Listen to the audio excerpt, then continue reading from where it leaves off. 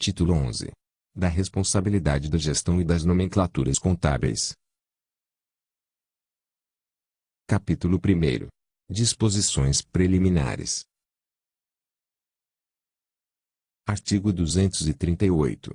A responsabilidade na gestão pressupõe ação planejada e transparente, em que se previnem riscos e corrigem desvios capazes de afetar o equilíbrio das contas dos conselhos de odontologia, mediante cumprimento de metas de resultados entre receitas e despesas e obediência a limites e condições no que tange à renúncia de receita, geração de despesas com pessoal e outras, dívidas consolidada imobiliária, operações de crédito, inclusive por antecipação de receita, concessão de garantia e inscrição em restos a pagar.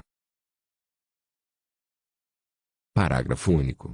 Para o fluxo de operações de crédito entre conselhos de odontologia considera-se como autarquia o conjunto dos conselhos regionais de odontologia e o Conselho Federal de Odontologia, conforme dispõe a Lei 4.324/64. Artigo 239. Para os efeitos desta norma entende-se como: Inciso 1. Categoria. São divisões das classes, apresentando-se dentro do plano de contas conforme as diretrizes da Lei 4.320/64. Inciso 2. Receita. A receita compreende os recursos auferidos na gestão, a serem computados na apuração do resultado do exercício, desdobrada nas seguintes categorias econômicas. Alínea A. Receitas correntes. Compreendem as de contribuição, patrimoniais, de serviços e outras de natureza semelhante, bem como as provenientes de transferências correntes, observadas as conceituações legais pertinentes em vigor. Alínea B. Receitas de capital.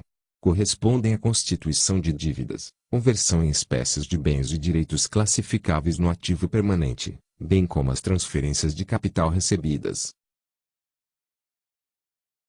Inciso 3. Despesa. As despesas compreendem os recursos dispendidos na gestão, a serem computados na apuração do resultado do exercício, desdobrada nas seguintes categorias econômicas. Alínea A. Despesas correntes. Compreendem as de pessoal e encargos sociais, juros e encargos da dívida e outras despesas correntes, observadas as conceituações legais e pertinentes em vigor.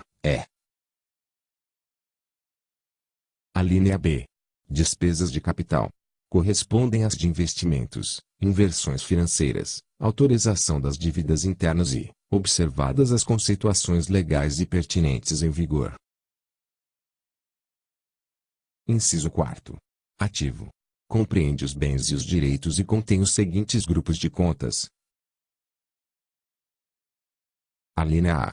Ativo financeiro. Compreende os créditos e valores realizáveis independentemente de autorização orçamentária e dos valores numerários.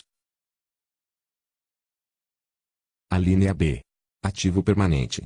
Compreende os bens, créditos e valores cuja mobilização ou alienação dependa de autorização normativa, investimento de caráter permanente, imobilizações etc. Alínea C. Ativo compensado. Compreende contas com função precípua de controle, relacionadas aos bens, direitos, obrigações e situações não compreendidas no patrimônio mas que, direta ou indiretamente, possam vir a afetá-la, inclusive as relativas a atos e fatos relacionados com execução orçamentária e financeira. Inciso 5. Passivo. O passivo compreende os deveres e as obrigações e é constituído pelos seguintes grupos de contas. Alínea A. Passivo financeiro. Compreende os compromissos exigíveis cujo pagamento independa de autorização orçamentária, depósitos, restos a pagar, antecipações de receita etc. Alínea B. Passivo permanente. Representa o resultado acumulado do exercício, podendo apresentar-se como ativo real líquido, saldo credor, ou passivo a descoberto, saldo devedor. Alínea C. Passivo compensado. Compreende contas com função precípua de controle, relacionadas aos bens, direitos, obrigações e situações não compreendidas no patrimônio mas que, direta ou indiretamente, possam vir a afetá-la, inclusive as relativas a atos e fatos relacionados com execução orçamentária e financeira. Inciso 6º. Variações ativas. As variações ativas compreendem os seguintes grupos de contas. Alínea A. Resultante de execução orçamentária, E. Alínea B.